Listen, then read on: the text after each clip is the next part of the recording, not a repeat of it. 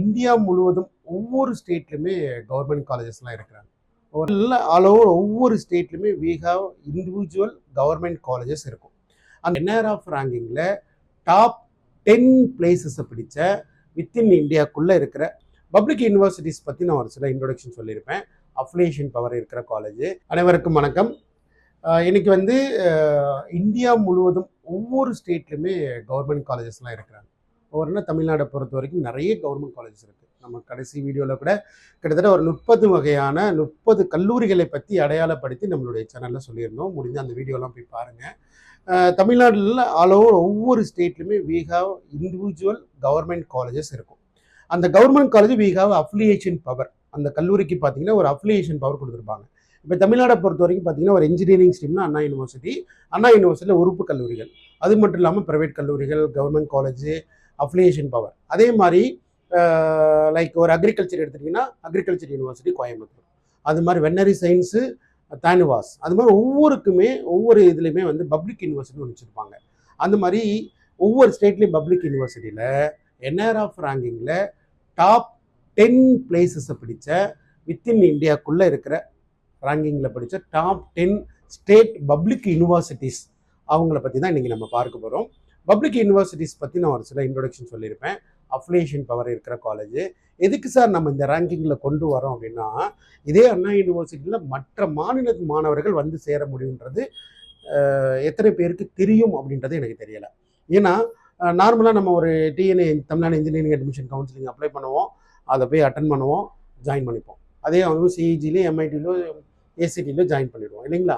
அதே மாதிரி மற்ற மாநிலத்து மாணவர்களும் இங்கே கலந்து கொள்வதற்கான வாய்ப்புகளை அந்த ஸ்டேட் பப்ளிக் யூனிவர்சிட்டி ஆஃபர் பண்ணுறாங்க. இந்த மாதிரி நீங்களும் மற்ற ஸ்டேட் பப்ளிக் யூனிவர்சிட்டிலையும் ஜாயின் பண்ணுறதுக்கான வாய்ப்புகள் உண்டு. அதற்காக தான் ஏன் சார் நம்ம ஸ்டேட்டில் ஒரு பையன் படிக்கும்போது நாம் மற்ற ஸ்டேட்டில் ஏன் போய் படிக்கக்கூடாது?